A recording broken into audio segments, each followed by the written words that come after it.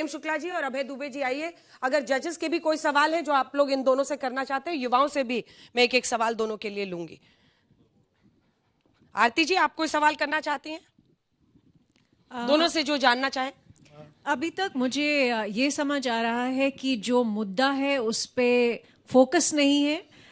बहुत अलग अलग डायरेक्शन से आर्गुमेंट दिए जा रहे हैं, तो मुझे लगता है बहुत कंफ्यूजन है अभी तक डिबेट में।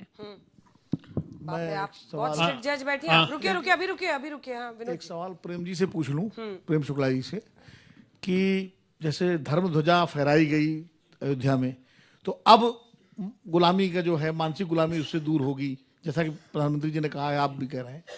तो इसके पहले वो अटल जी की सरकार बनी तो क्या मानसिक गुलामी की सरकार थी, या मोरारजी देसाई की सरकार बनी जनता पार्टी की, वो मानसिक गुलामी की सरकार थी? सर, मेरा सवाल दोनों स्पीकर से है। आपकी गुलामी मानसिकता पर सवाल है, पर मेरा एक ये है कि पूरे 140-142 करोड़ लोगों में एक सिविक सेंस की जो भावना होती है वो होनी चाहिए, क्योंकि अभी भी हम जाते हैं पब्लिक स्पेसेस में, हम देखते हैं कितनी गंदगी फैला रखी है लोगों ने। अंग्रेजियत की बात करते हैं, फिर सीबीएसई बोर्ड में क्यों इंग्लिश कंपलसरी है? आप दिल्ली यूनिवर्सिटी में आते हो, आपका पेपर इंग्लिश में लिखा जाता है, क्यों? और आप लोग डिबेट कर रहे हैं ध्वजा पे, धर्म पे, और आपकी बात ही मैं कांटे से शुरू हो रही है। आप कैसे डार्विन का एग्जाम्पल दे रहे हैं, जो कि एक अलग ही अंग्रेजियत है, तो आप कैसे कह सकते हैं आप यहाँ पे कल्चर को रिप्रेजेंट कर रहे हैं? एक लाल गमछे वाला सवाल पूछना चाहता है, आइए आगे आइए। अंग्रेजी की बात आप करते हैं, जैसे कि हर एक स्टेट का अपना एक लोकल लैंग्वेज होता है, उस लैंग्वेज को प्रिजर्व करके रखना, बचा के रखना, ये हमारी जिम्मेदारी होती है। अगर हम उस लैंग्वेज को नहीं प्रिजर्व करेंगे, नहीं बचाएंगे, नहीं कहेंगे, तो आगे चल के पीढ़ी दर पीढ़ी वो लैंग्वेज लोग भूलते चले जाएंगे। तो एक हमारा एक कर्तव्य बनता है, वो सारी लैंग्वेज को हम प्रिजर्व करके रखें, उसे बचा के रखें, उसे बोले, उसे आगे पीढ़ी तक बढ़ाएं। बिल्कुल। और कई बार तो लोग मानते हैं कि ठेठ भाषा को बोलना कहीं ना कहीं पिछड़ेपन की निशानी है, तो उस मानसिकता से भी निकलना जरूरी है। माइंड सेट चेंज एजुकेशन से होता है, तो इसमें धर्म ध्वजा का क्या रोल है, मेरा ये क्वेश्चन है। बीजेपी हो या कांग्रेस, दोनों के ही सपोर्टर में अग्रेशन बहुत है और रीजनिंग कम है, तो क्या कहीं ये जो गुलामी की मानसिकता है वो मॉडर्न वर्जन तो नहीं है? देखिए, इसमें मेरा कोई लेना देना नहीं है इस सवाल से। चलिए शुरू करते हैं। सवाल बढ़िया है, सारे बच्चों ने अच्छे सवाल पूछे। आप दोनों तय कर लीजिए कौन पहले बोलेगा। चलिए आज शुरू करते हैं आपसे अभय जी। ठीक है, आपका रिबटल राउंड में जवाब देने का 1 मिनट का समय शुरू होता है अब। अंजना जी, मैकाले का जिक्र किया, इतिहास से प्रतिशोध लेने की आदत है इस सरकार को, हम मोदी काल का जिक्र क्यों नहीं करना चाहते? प्रधानमंत्री जी, देश को बताइए ना, राम राज्य की अवधारणा क्या है? आपने कहा कि वो युवराज जब महल को छोड़कर गया तो नर से नारायण बनने की दिशा में आगे बढ़ा। तो वचनों की मर्यादा की रक्षार्थ जो सत्ता को तज दे, वो मर्यादा पुरुषोत्तम राम है। जो रोज वचन को तोड़कर सत्ता का भोग करे, वो राम राज्य की अवधारणा को चरितार्थ नहीं कर सकते। प्रधानमंत्री जी, इस बात का हिसाब दीजिए मेरे नौजवानों को कि 2 करोड़ रोजगारों का आपने कहा था कि हर वर्ष पैदा करूंगा, उनका क्या हुआ? प्रधानमंत्री जी, आप इस बात का जिक्र कीजिए मेरे देश के नागरिकों से कि 1% लोगों के पास देश के 40% संसाधन क्यों जा रहे हैं? प्रधानमंत्री जी, मेरे देश के लोगों से इस बात का जिक्र कीजिए प्रधानमंत्री जी कि इस देश की बैकबोन एमएसएमई कोलैप्स क्यों हो गया, जिसका एक्सपोर्ट में कंट्रीब्यूशन 40% है, मैन्युफैक्चरिंग आउटपुट 45% है। प्रधानमंत्री जी, इस बात का जिक्र कीजिए कि क्यों सत्ता की सरपरस्ती, मेरे जो धर्म है वो चीर को प्रदान कर देना है, लेकिन चीर हरण करने वालों के साथ जब सत्ता खड़ी रहेगी तो धर्म की ध्वजा को पकड़ने का अधिकार उसको नहीं है। समय समाप्त हो गया। अब आपका टाइम शुरू हो रहा है। रिबटल राउंड का 1 मिनट का टाइमर लगने दीजिए, बोलना शुरू कीजिए अब। देखिए, 4 पीढ़ियां जो कहते थे हम गरीबी हटाएंगे और नहीं हटाए, उससे ज्यादा वचन भंग इस देश में कौन कर सकता था? जो मैकाले की संस्कृति को लेकर ही महात्मा गांधी को भी नकार दिया, ग्राम स्वराज की संकल्पना को भी नकार दिया, उन नेहरू की जो नीतियां हैं वो मैकाले की नीतियों का ही विस्तार थी। विनोद जी ने पूछा मुझसे कि अटल जी के जमाने में मैकाले की नीतियां थी क्या? आपको ध्यान होगा 1999 में पहली बार, नहीं तो हमारा बजट भी जो है वो अंग्रेजों के पार्लियामेंट के अनुसार जो है हमारा बजट पेश होता था। ये अटल बिहारी वाजपेयी जी की ही सरकार थी जिसने ये प्रारंभ किया कि 1999 से भारतीय समय के अनुकूल भारतीयों का बजट आएगा। तो जो लोग भारत का बजट भी जो है अंग्रेजों का मुंह देखकर पेश करते थे, ऐसे नेहरूवादियों ने मैकाले को अपना जो है हमेशा श्रेष्ठता बोध जो था अंग्रेजी का, उस श्रेष्ठता बोध को हम पर जो लादा गया, उसके विरुद्ध जो है हम स्वदेशी की हुंकार भरने वाले खड़े होते हैं। तो इन मैकाले के लोगों को पीड़ा क्यों होती है? समय समाप्त हुआ। 1 सेकंड पहले ही उन्होंने एकदम से ड्रामेटिक स्टाइल में बोल दिया, पीड़ा क्यों होती है? आप लोगों का समय लेकिन अब खत्म हो गया है।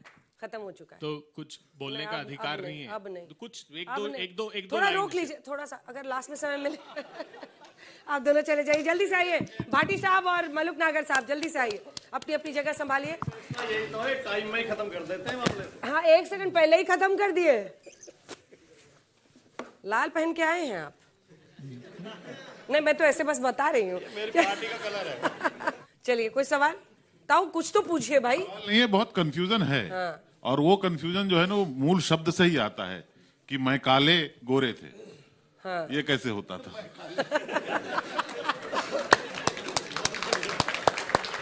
विषय जो बहुत कॉम्प्लिकेटेड है, उसमें और कंफ्यूजन को ऐड कर रहे हैं। तो मैं आशा करता हूं कि आप लोग भी इस परंपरा को जारी रखेंगे। मैं कॉले ने हमको दिया क्या है कंफ्यूजन के अलावा। भाटी जी से मेरा एक सवाल है छोटा हाँ। सा। भाटी जी, आप डॉक्टर राम मनोहर लोहिया की विचारधारा के अनुयायी हैं, आपकी पार्टी, और अगर प्रधानमंत्री कह रहे हैं कि गुलामी की मानसिकता का प्रतिकार वो होना चाहिए, तो इसमें दिक्कत क्या है? आपको उनका उनका उनका समर्थन करना चाहिए, क्योंकि लोहिया जी ने तो हमेशा कहा कि अंग्रेजी है तो अंग्रेजी के खिलाफ हमको जो है रहना है। नहीं, पूछते नहीं है शो में। हाँ, इसमें हम बोलने देते हैं। 1 मिनट का आपका रिबटल टाइम शुरू हो रहा है, मलुक नागर साहब। अब देखिए, असली आजादी मिलेगी जब देश बहुत बढ़िया बैलेंस होकर चलेगा, और देश का विपक्ष भी जब मजबूत होगा, और जो सरकार में रहे लोगों से, चाहे सांसद चाहे विधायक, कुछ गलतियां होती हैं अमेंडमेंट बिल में, वो करेक्शन कर सकें। लेकिन जब विपक्ष ऐसा हो जो संसद से निकलते ही बाहर निकल के देश की इकोनॉमी डेड पार्लियामेंट के परिसर में ही, और जहां जलेबी की फैक्ट्री में 2 लोग काम कर रहे हों और वहां के 50,000 लोग काम करेंगे, और वहां गुलामी ऐसी हो रही, कोई कुछ बोल नहीं सकता। तो आने वाले समय में अगर विपक्ष खत्म हो गया तो क्या होगा? क्या कांग्रेस में जो उन्होंने कहा, कांग्रेसियों ने हमारे आरोप लगाए, वहां सचिन पायलट, मनीष तिवारी, डिम्पा जैसे लोग हैं, उनको क्यों नहीं आगे लाके विपक्ष को मजबूत करते, जिससे आने वाले समय में असली आजादी मिल सके और देश बढ़िया बैलेंस होके चल सके। गोहाना की जलेबी खाकर खत्म करने की क्या लेंगे आप? कितने चुनाव हो गए उसके बाद, वहीं पर अटके हुए हैं आप। चलिए भाटी जी, जो सवाल उन्होंने पूछा था कि आप उसी तरीके से कंफ्यूजन जारी रखिएगा या फिर कुछ बदलेगा मामला, इन सब पर बोलने का आपका 1 मिनट का रिबटल टाइम। अग्निहोत्री जी के सवाल से शुरू करता हूं। समाजवादी पार्टी और डॉक्टर लोहिया ने हमेशा ही कहा है कि हम ज़्यादा से ज़्यादा भाषाएं पढ़ें, ज़्यादा से ज़्यादा भाषाएं सीखें, ज़्यादा से ज़्यादा ज्ञान अर्जित करें। लेकिन हमारी मांग ये रही है कि भारतीय प्रशासन भारतीय भाषाओं में चलना चाहिए, भारतीय न्याय व्यवस्था भारतीय भाषाओं में चलनी चाहिए, विदेशी भाषाओं में नहीं। दूसरी बात मैं जोर देकर कहना चाहता हूं कि अंग्रेजों ने, मैकाले ने भारत का बहुत नुकसान किया, भारत की मानसिकता को गुलाम किया, भारत में लूट मचाई, धन लूटा हमारा। लेकिन मैकाले का इस देश के बहुत लोगों के ऊपर एक एहसान है। इस देश की प्राचीन पद्धति ने 85% लोगों को ज्ञान से और शिक्षा से वंचित रखा। मैकाले ने पहली बार इस देश में दलितों के लिए, शूद्रों के लिए, महिलाओं के लिए शिक्षा के दरवाजे खोले। ये एहसान भी मैकाले का इस देश के बहुसंख्यक लोगों के ऊपर है। आप लोगों को मैकाले की आलोचना करते समय उस बात के लिए माफी भी मांगनी चाहिए कि हमने बहुत सारे लोगों को ज्ञान से और शिक्षा से वंचित रखा। आपकी इजाजत हो तो एक सवाल मैं पूछ लूं शुक्ला जी, आपकी जन्मतिथि क्या है? क्या मनाना है? क्या केक मंगाए? 1 अक्टूबर 1969। अपनी जन्मतिथि तो बताएंगे अंग्रेजी में और बजट लेकर आएंगे हिंदी कैलेंडर के अनुसार। यही फर्क है। अब शुक्ला जी कंफ्यूज है कि उनको लगा हैप्पी बर्थडे बोला जाएगा, यहाँ तो कुछ और ही हो गया। अरे हम बोलते भी तो हैप्पी बर्थडे है। आखिरी जो 2 स्पीकर्स हैं, आ जाइए। 1 मिनट का समय कुछ इनसे, क्योंकि इन दोनों ने बौद्धिक तरीके से मुद्दे पर बात की है। कोई सवाल अभी हम सुनना चाहेंगे। हो सकता है इस राउंड में कोई क्लैरिटी आए। इनफैक्ट इस विषय पे ये बहुत ही इंपॉर्टेंट व्यक्ति है, आइडियोलॉजिकल लेवल पे शायद ही क्लैरिटी ले पाए। मुझे लगता है कि क्लैरिटी इससे भी आएगी कि इनकी आइडियोलॉजी तो साफ है कि हम अगर उस वक्त की सोच को पीछे करना चाहते हो, हमारे पास तो धर्म ध्वजा है। इधर की आइडियोलॉजी है क्या? अगर आपको मैकॉले की सोच को पीछे करना है तो इधर की आइडियोलॉजी है क्या, इसको लेकर भी थोड़ा स्पष्टता है तो शायद। लेकिन इस साइड पे तो मैकॉले को क्रेडिट भी मिल रहा है और थैंक यू भी मिल रहा है, तो मुझे लगता है इसीलिए आइडियोलॉजिकल कंफ्यूजन है कि ये साइड कहां पे खड़ी है मैकॉले को लेकर। ताऊ एक सवाल मेरा एक, जैसे भाटी साहब ने कहा कि मैकॉले ने हमको कुछ अच्छी चीजें भी दी। एक्चुअली इस पे विवाद है कि मैकॉले ने दी कि एक व्यवस्था नहीं हुई। जब देश आगे बढ़ता है तो व्यवस्थाएं परिवर्तित होते रहती हैं। हम 1000 साल तक गुलाम थे, उसके भी पहले 700-800 साल तो थे ही। तो ऐसा नहीं है कि सब कुछ यहाँ के लोगों के हाथ में ठीक अंग्रेजों के पहले था। लेकिन 77 साल के बाद आजादी के मैकॉले तो कब के मर गए, खत्म हो गए। अंग्रेज भी चले गए 47 में। उसके इतने सालों बाद तक हम इस बात से लड़ रहे हैं, जूझ रहे हैं कि अंग्रेज गए या अभी भी हैं। प्रोफेसर साहब अब चूंकि आइडियोलॉजिकल लोगों के संगत में रहते हैं, तो आज इनका जो पहला राउंड था वो पूरी तरह से आइडियोलॉजिकल था। इन्होंने भी मैकालो को माफ किया कि जा तू छोड़, तुम्हें छोड़ता हूं आज। चलिए इस बार देखते हैं क्या उन पर बोला जाता है। शुरू करते हैं, 1 मिनट का आपका रिबटल टाइम शुरू होता है। 1857 में अंग्रेजों को पहली बार ये लगा कि वो भारत को समझ नहीं पाए, तो भारत को मैप करने का प्रयास शुरू हुआ। उसमें गजेटियर बने, कास्ट सर्वे हुआ, लिंग्विस्टिक सर्वे हुआ। मैकाले और रॉबर्ट कॉल्डवेल जैसे लोग उसके पहले के थे, 1857 के पहले के थे, और इसमें से कई लोगों को जो अलग अलग थियरीज देते थे उनको अंग्रेज सीरियस नहीं मानते थे। एकाएक 1857 के बाद भारत को रीमैप करना चाहिए, और ऐसे लोग जो ऐसी थियरीज दे रहे थे, गुलाम मानसिकता कैसे करनी है, कास्ट डिवाइड कैसे करना है, ये लोग अधिक सीरियस हो गए। रॉबर्ट कॉल्डवेल को बहुत सीरियस मानने जाने लगा। बाद में और ऐसे लीग में लोग आए, अर्थर मैकलिफ थे, एच रिस्ले थे, ऐसे लगभग 8-10 लोग हैं जिन्होंने उस लेगेसी को आगे बढ़ाई। और आप इत्तेफाक कीजिएगा कि ये जितने मैपिंग के प्रोसेस हुए, गजेटियर्स हो, कास्ट सर्वे हो या लिंग्विस्टिक सर्वे हो, आपको एक बार पढ़ना भी चाहिए। और आज जो लिंग्विस्टिक झगड़े हैं, कास्ट जो इतनी ज्यादा आपको दिखती है, उसके जड़ उन्हीं अंग्रेजी सत्ता में थी। और इसीलिए हम कहते हैं कि हम अंग्रेजियत जिसका विरोध कर रहे हैं वो यही अंग्रेजियत थी, मैकाले वाली अंग्रेजियत। आपका 1 मिनट का समय प्रोफेसर साहब शुरू होता है। देखिए, मैं एक रिस्क लेता हूं, और रिस्क ये लेता हूं, विप्रगणों से मैं माफी मांगता हूं, और जज महोदय भी हमारे ज्यादा तक विप्रगण हैं। इसलिए देखिए, अगर गुलाम मानसिकता से इस देश को दूर करना है तो 3 सुझाव देता हूं। एक सुझाव ये, 2-3 दिन पहले एक निर्णय हुआ कि जो जय हिंद बोलेगा और वंदे मातरम बोलेगा उसे नहीं बोलने दिया जाएगा। ऐसे व्यक्तियों को जेल भेजा जाए, नंबर 1। नंबर 2, ये कौन फैसला हुआ है, कहां पे? नहीं, राज्यसभा का बुलेटिन 2024 का है, जिसमें ये एडवाइस दिया गया है सांसदों को, क्योंकि ये फेक न्यूज ना फैले, इसीलिए मैं आपको टोक रही हूं। मैं फिर से टाइम दे दूंगी कि आप अगर इस तरह के नारे ना लगाएं तो बेहतर है। ये एक एडवाइजरी है, किसी को इस पर जेल होने की बात नहीं है। राज्यसभा का बुलेटिन है 2024 का, जिसमें ये जय हिंद और वंदे मातरम को लेकर नंबर 1। नंबर 2, आरएसएस के 100 साल के पीरियड में सारे के सारे चितपावन ब्राह्मण और एक राजपूत, मैं उस दिन खुश होऊंगा और गुलाम मानसिकता से हम दूर होंगे जब ओबीसी, दलित और आदिवासी उसमें आएंगे। नंबर 3, अगर मंदिर जो भगवान श्री राम का मंदिर बना है, अगर उसके अंदर 80% दलित और आदिवासी और ओबीसी बैठेंगे, उस दिन मैं समझूंगा गुलाम मानसिकता, ब्राह्मणवाद से छुटकारा। विप्र होने के बावजूद मैं रिस्क लेके कह रहा हूं। ठीक, बहुत अच्छा, जबरदस्त। अब जजेस ने पता नहीं सिर क्यों पकड़ लिया है। गुरुदेव, आप गुरुदेव हैं, आपने बार बार कहा कि मैं गुरु रहा हूं, टीचर रहे हैं आप बार बार, हाँ मतलब बार बार आप, मैं शर्मिंदा हूं, मैं दुखी हूं, मैं आहत हूं, मतलब इसके अलावा आपने कुछ कहा नहीं। इसलिए 2014 से मैं दुखी भी हूं और शर्मिंदा भी हूं। आप बोलिए। 2014 का जिक्र अभी किया इन्होंने, मतलब ये तो ऐसा लग रहा था कि आजीवन आप दुखी हैं, शर्मिंदा हैं, इस टाइप का। अच्छा हुआ क्लियर। अरे मैं कभी परजीवी और कभी शर्मसार नहीं हुआ। अपने पितामह को, अपने पूर्वजों को जब हम उनकी श्रद्धांजलि देते हैं तो हम अपने पूर्वजों को नहीं कहते कि वो परतंत्र मानसिकता के लोग। प्रधानमंत्री जी कह रहे थे मंदिर से। ऐसे लोग चुल्लू भर पानी में डूब के मर जाने चाहिए, जो अपने को शेष बताएं और अपने पूर्वजों को धिक्कारें।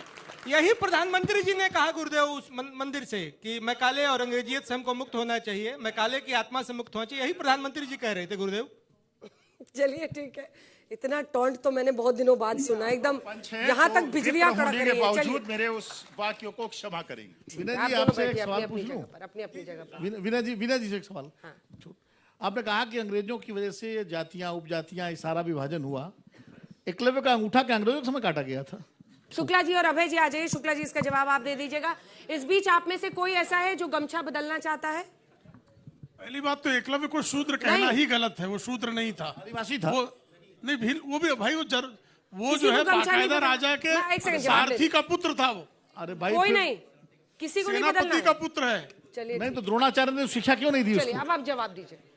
द्रोणाचार्य शिक्षा क्यों नहीं दी उसको? द्रोणाचार्य क्योंकि सिर्फ पांडवों को शिक्षा देना उनका जो तय था। ठीक है, जवाब आप एकलव्य पर हो, जो बोलना है जल्दी से, इसके बाद हम वोटिंग कराने वाले हैं। मैं काले ने जो भी नुकसान किया, कम से कम ये एक नुकसान हमारे लिए परमानेंट करके गया है कि हमें कुछ समझ नहीं है कि हमारा कल्चर क्या है, हमारा ट्रेडिशन क्या है, हमारे नॉलेज सिस्टम्स क्या है, लगभग सब ध्वस्त करके गया वो। उसको पुनर्जीवित नहीं कर सकते आप, आगे ही बढ़ना प्रयास तो करना ही होगा, कम से कम उससे मुक्ति तो पानी होगी। और आदरणीय मोदी जी यही कह रहे हैं कि जब 1835 के 200 वर्ष पूरे होंगे, मैकाले के उस सिद्धांत के जब 200 वर्ष पूरे हो, तो कम से कम हम अंग्रेजियत के श्रेष्ठता बोध को हम तिलांजलि दे दें, इतनी सी बात है। आप तो आपके कार्यकाल पूरा हो तो अकाउंटेबिलिटी बताइएगा कि क्या फिक्स हुई है, जनता को वो बताइए। रोज बताते हैं भाई, रोज जो इस नेहरू की तरह नहीं है कि मजरू सुल्तानपुरी को जेल भेजते हैं गीत लिखने पर। कि हम इंदिरा की तरह नहीं है कि अब हम जब आपातकाल लाद दें। हम सोनिया की तरह भी नहीं है कि कार्टून बनाने वाले की हत्या करा दें। हम मोदी की तरह नहीं है जो 8,000 करोड़ का इलेक्टोरल बॉन्ड का घोटाला करें। कोई घोटाला नहीं है। हम मोदी की तरह नहीं है। मोदी जी को राजनीति का प्रतिशोध बना लिए, अब कोई फायदा ही नहीं है इसका, कोई फायदा नहीं है। बैठिए आप लोग। चलिए, बहुत बहुत धन्यवाद आप दोनों का। जबरदस्त तरीके से देखिए, पैशन देखिए अपने अपने तरह से मोशन को डिफेंड करने का। हमारे तमाम दर्शक जो घर पर मौजूद है वो भी इस मोशन पर वोट कर सकते हैं। आप लोग भी QR कोड स्कैन कीजिए और उसके बाद से हम वोटिंग की शुरुआत करेंगे। और इस बीच जजेस अपना मन बना रहे हैं कि किसको चुनना है आज का वक्ता। हालांकि आज इंप्रेस्ड है कि नहीं है आप लोग? आज सबसे बड़ी समस्या हमारे सामने ये है कि कोई भी वक्ता विषय पर रहा ही नहीं है, तो हम बाजीगर किसको चुने इस पर हम लोग बात कर रहे हैं अभी। अच्छा, अब वो आप तय नहीं करेंगे। नहीं, वो विषय तो आप तय नहीं करेंगे। नाचे ना आवे तो आंगन ही टेढ़ा। विषय है सर, अंजना जी वही है, जरूरत है। बिल्कुल बिल्कुल है।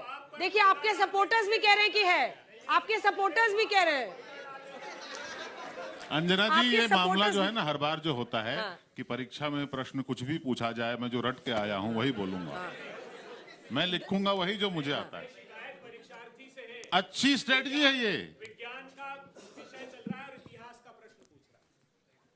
आप एक लाइन बोल ही लीजिए मन का आपका। विज्ञान का विषय की क्लास है और इतिहास का प्रश्न पूछ रहे हैं प्रतिशोध के लिए, ये शिकायत है देश को। चलिए, अब आप लोग वोटिंग की शुरुआत कीजिए। हाँ, आप कहाँ मानने वाले हैं? ये कंफ्यूजन इन्हें हमेशा ही है, पार्टी में भी है। 3 साल तक अध्यक्ष नहीं बनाया, नेता कुछ का कुछ बोलते हैं, कंफ्यूजन है, वही कंफ्यूजन दिख रहा है।